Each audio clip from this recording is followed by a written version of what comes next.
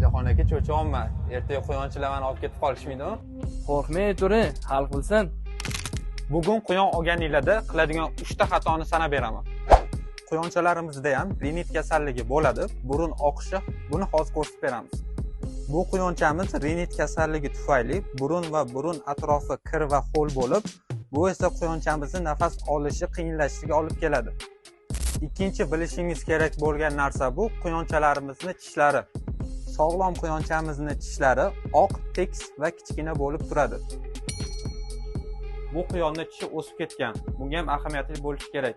Uchinchi eng ahamiyat berishingiz kerak bo'lgan narsa bu quyonchalarimizni axlati. Sog'lom quyonimizda tegi toza va axlati dumaloq bo'ladi.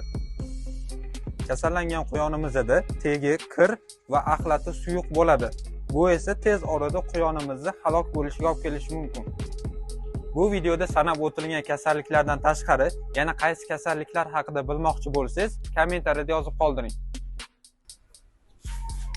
Jigar, shunaqa foydali videolarni o'tkazib qo'ymaslik uchun bizga обязательно podchas qo'ying va keyingi videomizda shu hozir videoda sanab o'tilgan kasalliklarni va undan tashqari kommentga yozadigan kasalliklarni qanaqa davolashni biza ko'rsatib beramiz.